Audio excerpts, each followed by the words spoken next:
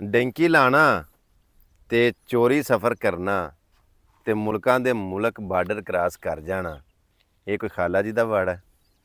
ਜੇ ਉਹਨੂੰ ਥੋੜਾ ਜਿਹਾ ਡੀਸੈਂਟ ਲਫ਼ਜ਼ਾਂ 'ਚ ਬੋਲਣਾ ਤੇ ਉਹ ਮਜ਼ਾਕ ਨਹੀਂ। ਡੈਂਕੀ ਲਾਣਾ ਇੱਕ ਆਪਣੀ ਜਾਨ ਦੇ ਉੱਤੇ ਖੇਡਣਾ ਬਹੁਤ ਵੱਡਾ ਰਿਸਕ ਹੈ। ਇਹ ਗੱਲ ਇੱਥੇ ਕਿਉਂ ਪਿਆ ਕਰਨਾ? ਇਹ ਜਿਹੜਾ ਕੋਠਾ ਤੁਹਾਨੂੰ ਨਜ਼ਰ ਆਉਂਦਾ ਪਿਆ, ਆਓ ਹਾਂ ਥੋੜਾ ਜਿਹਾ ਇਹਦਾ ਮੰਤਰ ਵਿਖਾਉਂਦੇ ਆ ਤੁਹਾਨੂੰ। ਇਹ ਕਮਰਾ ਇੰਜ ਕਹਿ ਲਓ ਕਿ ਜਿਵੇਂ ਇੱਕ ਸੇਫ ਹੁੰਦੀ। ਸੇਫ ਕੀ ਹੈ? ਜਦੋਂ ਦੌਰਾਨ ਡੈਂਕੀ ਸਫ਼ਰ ਕਰੀਦਾ ਚੋਰੀ ਈਰਾਨ ਤੁਰਕੀ ਇਹਨਾਂ ਮੁਲਕਾਂ ਦੇ ਵਿੱਚ, ਇਹ ਜਿਵੇਂ ਉਹ ਰੇਗਿਸਤਾਨ ਸੜਕ ਤੁਸੀਂ ਵੇਖਦੇ ਹੋ ਨਾ ਪੇ, ਇਹ ਦੂਰ ਇੱਧਰ ਨਜ਼ਰ ਮਾਰੋ ਜੀ, ਇਹ ਜਿੰਨਾ ਤੁਹਾਨੂੰ ਏਰੀਆ ਨਜ਼ਰ ਆਉਂਦਾ ਪਿਆ, ਇਹ ਇੰਜ ਕਹਿ ਲਓ ਕਿ ਈਰਾਨ ਦੇ ਵਿੱਚ ਇੰਜ ਦਾ ਬੜਾ ਜਿਹਾ ਏਰੀਆ ਜਿਹੜਾ ਅਸਾਂ ਪੈਦਲ ਸਫ਼ਰ ਕਰਾਸ ਕੀਤਾ, ਮਤਲਬ ਕਿ ਪੈਦਲ ਅਸਾਂ ਸਫ਼ਰ ਕੀਤਾ। ਅੱਜ ਚੋਲਸਤਾਨ ਰੋਈ ਆ ਕੇ ਤੇ ਇਹ ਏਰੀਆ ਵੇਖ ਕੇ ਤੇ ਉਹ ਅੱਜ ਤੂੰ 14-15 ਸਾਲ ਪਹਿਲਾਂ ਜਿਹੜਾ ਸਫ਼ਰ ਕੀਤਾ ਸੀ ਉਹ ਇੱਕ ਵਾਰੀ ਫੇਰ ਜ਼ੇਨ ਦੇ ਵਿੱਚ ਆ ਗਿਆ। ਤੇ ਇਹ ਕਮਰਾ ਵੇਖ ਕੇ ਤੇ ਸੇਫ ਯਾਦ ਆ ਗਈ ਕਿ ਇੰਜ ਦਿਆਂ ਕਮਰਿਆਂ ਦੇ ਵਿੱਚ ਇੱਥੇ ਹੁਣ ਕੋਈ ਬਹਿਣ ਵਾਲੀ ਜਗ੍ਹਾ ਨਹੀਂ, ਕੋਈ ਰਹਿਣ ਵਾਲੀ ਜਗ੍ਹਾ ਨਹੀਂ, ਕੋਈ ਸੌਣ ਵਾਲੀ ਜਗ੍ਹਾ ਨਹੀਂ। ਬੱਕਰੀਆਂ ਦਾ ਐ ਨਾ ਮਤਲਬ ਕੋ ਉਹਨਾਂ ਨੇ ਕੋਈ ਟੇੜਾ ਜਿਹਾ ਬਣਾਇਆ ਤੇ ਇੱਥੇ ਮਤਲਬ ਅਸੀਂ 100 ਬੰਦਾ ਸੌਣਾ ਕਿੱਥੇ ਹੁੰਦਾ ਸੀ? ਬਸ ਐਂ ਜਿਵੇਂ ਪੈਰਾਂ ਭਾਰ ਹੋਣ ਬੈਠਾ ਨਾ, ਐਂ ਜੀ ਬਸ ਬਹਿ ਰਹਿਣ ਤੇ ਬੈਠੇ ਹੀ ਇੱਕ ਦੂਜੇ ਨਾਲ ਟੇਕ ਲਾ ਕੇ ਤੇ ਸੌਂੀਆਂ ਨੇ ਬੰਦੇ ਨੇ।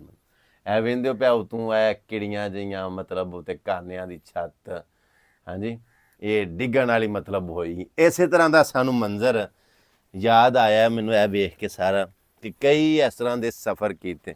ਔਰ ਦੂਰ ਦੂਰ ਤੱਕ ਇੱਧਰ ਤੁਸੀਂ ਨਜ਼ਰ ਮਾਰੋ ਨਾ, ਕੋਈ ਆਬਾਦੀ ਨਹੀਂ, ਕੋਈ ਜਗ੍ਹਾ ਐਸੀ ਨਜ਼ਰ ਨਹੀਂ ਪਈ ਆਉਂਦੀ ਕਿ ਜਿੱਥੇ ਮਤਲਬ ਕੋਈ ਰਿਹਾਇਸ਼ ਹੋਵੇ ਜਾਂ ਮਤਲਬ ਕੋਈ ਬੰਦਾ ਪਰਿੰਦਾ ਨਜ਼ਰ ਆਉਂਦਾ ਹੋਵੇ।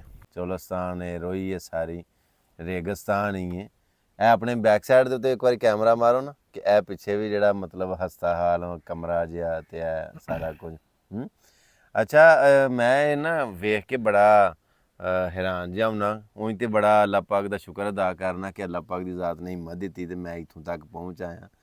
ਤੇ ਜਿੱਥੇ ਬਹਿ ਗਏ ਹਾਂ ਆ ਕੇ, ਜਿਹੜੇ ਰਾਵਾਂ ਤੋਂ ਆਏ ਆ, ਇਹ ਡੈਂਕੀ ਵਾਲਾ ਹਿਸਾਬ ਵੀ ਇਹ ਪਤਾ ਨਹੀਂ ਕਿੱਥੇ ਆ ਕੇ ਬਹਿ ਗਏ ਆ ਇੱਥੋਂ। ਹੁਣ ਤੇ ਚਲੋ ਆਪਣਾ ਦਿਨੇ ਤੇ ਪਤਾ ਲੱਗਦਾ ਪਿਆ ਵੀ ਸੂਰਜ ਇੱਧਰ ਡੁੱਬਦਾ ਪਿਆ ਤੇ ਇੱਧਰ ਜਿਹੜਾ ਨਾ ਉਹ ਦੱਖਣ ਹੈ, ਇੱਧਰ ਚੜ੍ਹਦਾ ਹੈ ਤੇ ਪਿੱਛੇ ਸਾਡੇ ਪਹਾੜ ਹੈ ਤੇ ਇਹ ਲੈਂਦਾ ਹੈ।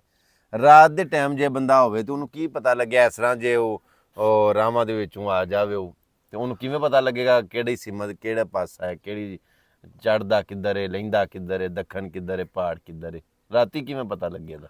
ਰਾਤ ਨੂੰ ਨਾ ਜਿਵੇਂ ਪੁਰਾਣੇ ਲੋਕ ਸਫ਼ਰ ਕਰਦੇ ਸਨ ਨਾ, ਇਹ ਲੋਕ ਹਜੇ ਵੀ ਉਵੇਂ ਹੀ ਕਰਦੇ ਨੇ। ਜਿਹੜਾ ਹੁੰਦਾ ਨਾ ਕੁਤਬੀ ਸਿਤਾਰਾ ਜੀ, ਆਖਰੀ ਦੁੱਬੇ ਅਕਬਰ ਦੇ ਆਖਰੀ 2 ਸਿਤਾਰਿਆਂ ਦੀ ਸੀਧ ਚ ਹੁੰਦਾ। ਠੀਕ ਹੈ।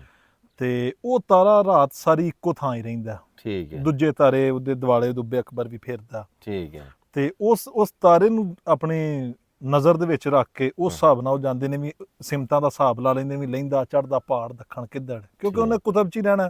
ਫਿਰ ਉਸ ਹਿਸਾਬ ਨਾਲ ਆਪਣਾ ਸਫ਼ਰ ਜਾਰੀ ਰੱਖਦੇ ਨੇ ਵੀ ਕਿੱਧਰ ਨੂੰ ਅਸੀਂ ਜਾਣਾ ਤੇ ਕਿੱਥੇ ਜਾ ਨਿਕਲਣਾ। ਠੀਕ, ਦੱਖਣ ਕਿੱਧਰ ਹੈ, ਚੜ੍ਹਦਾ ਕਿੱਧਰ ਹੈ, ਲਹਿੰਦਾ ਕਿੱਧਰ ਹੈ, ਪਹਾੜ ਕਿੱਧਰ ਹੈ, ਆਪੇ ਪਤਾ ਲੱਗ ਜਾਂਦਾ। ਹਾਂਜੀ ਹਾਂਜੀ, ਉਸ ਤਾਰੇ ਵੱਲੋਂ ਵੇਖ ਉਸ ਸਿਤਾਰੇ ਨੂੰ ਵੇਖ ਕੇ ਆਪਣੀਆਂ ਸਿਮਤਾਂ ਯਾਦ ਰੱਖਦੇ ਨੇ। ਠੀਕ। ਬੰਦਿਆਂ ਨੂੰ ਸਿਤਾਰੇ ਦਾ ਨਹੀਂ ਪਤਾ ਲੱਗਦਾ, ਉਹ ਫਿਰ ਲੀਆਂ ਤੇ ਟੁਰਦੇ ਨੇ। ਲੀ ਮਤਲਬ ਕੀ? ਮਤਲਬ ਮੋਟਰਸਾਈਕਲ ਦੀ ਲੀ ਹੈ, ਟਰੱਕ ਦੀ ਲੀ ਹੈ। ਹਾਂ ਹਾਂ, ਉਹ ਬਣੀਆਂ ਹੁੰਦੀਆਂ ਨੇ ਜਿਹੜੇ ਪੱਕਾ ਰਾਹ ਇਸਤੇਮਾਲ ਕਰਦੇ ਨੇ, ਵਾਏ ਬਣੇ ਹੁੰਦੇ ਨੇ। ਵਾਏ ਬਣੇ ਹੁੰਦੇ ਨੇ, ਉਹ ਫਿਰ ਉਸ ਲੀ ਦੇ ਉੱਤੇ ਟੁਰੇ ਜਾਂਦੇ ਨੇ। ਜਿਵੇਂ ਆਪਾਂ ਆਏ ਆ। ਜੀ ਜੀ ਜੀ ਅਸੀਂ ਜੀ ਇੱਥੇ ਪਹੁੰਚ ਗਏ। ਜੀ ਜੀ ਜੀ, ਪਏ ਬਣੇ ਹੁੰਦੇ ਨੇ, ਵਾਏ ਰਾਹ ਬਣੇ ਹੁੰਦੇ ਨੇ, ਵੀ ਆਖਰ ਕਿਤੇ ਨਾ ਕਿਤੇ ਰਾਹ ਜਾਂਦਾ ਹੀ ਹੈ ਨਾ। ਜਾਂਦਾ ਹੀ ਹੈ। ਠੀਕ ਠੀਕ।